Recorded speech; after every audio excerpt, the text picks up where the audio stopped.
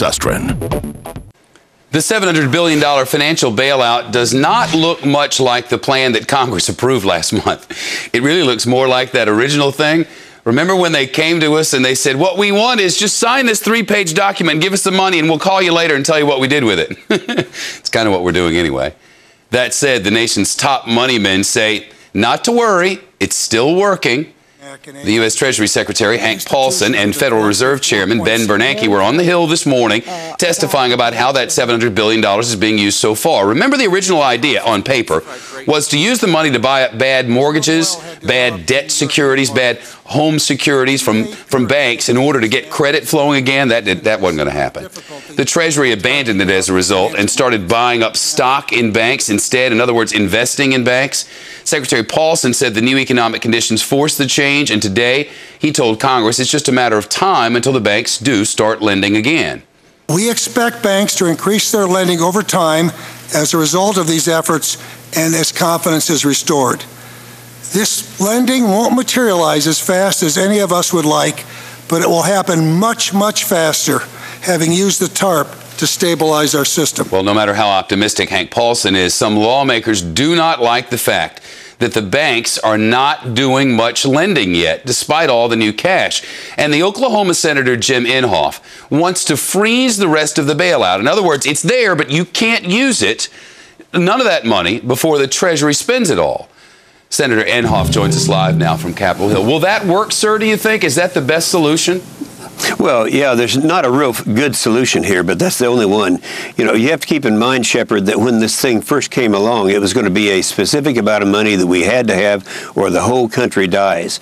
And then, of course, as you mentioned so accurately, they didn't do what they said they were going to do to save this country, instead did something else. The reason I kind of led the opposition to this thing is because in reading what we passed, we give an open-ended, when in the history of this country have we allowed someone elected or unelected, as in this case, to have a huge block of money to do with as he wishes? But Senator, with the greatest respect, all of the people out here inside the TV box and Americans all across the nation were going, Congress, what are you doing giving $700 billion to one man, no matter how capable, giving him $700 billion of our money and saying, go at it? Shepard, that's what I'm telling you. Yeah, I know, but I wonder where that was a month ago. Well, a month ago, before this thing passed, I made that statement. I said, we're just giving away money to an individual to use his own discretion on what to do with it. You can't do it that way. It's never happened before in the history of this country.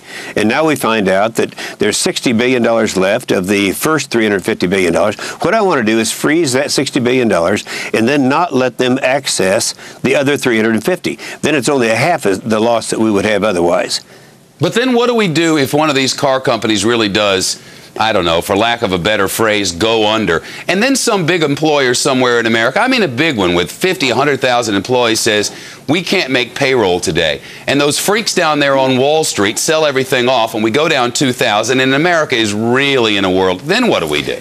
Well, we're talking about two different things now. We're talking about the $700 billion. They seem to all kind of go together.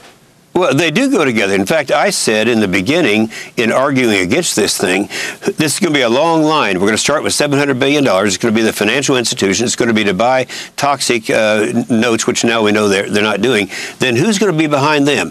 I said, will it be the airlines? Will it be the auto industry? Will it be well, sure enough, that's what's happening. Now, how are you going to answer that, the next one that comes along, if you bail out the three big auto companies? I mean, where do you stop this thing? Yeah. Is government's responsibility to be the employer of last resort? Are we going to continue to do this until they own everything? It should have been stopped before this $700 billion, but now that it wasn't, we got to stop it here. Senator Inhofe, all the best. I mean, I got to tell you, as one who has a couple of representatives up there, I feel for you, and I just hope that people up there are trying to keep us in mind, because this is a big deal here, and this political infighting, I'm hoping, is going to go away. It is. All right, Senator, thank you. Very good of you to take the time. I know you're in a rush. We reported on this program yesterday about the talk that President-elect Barack Obama may be taking a close look at Senator Hillary Clinton for a possible cabinet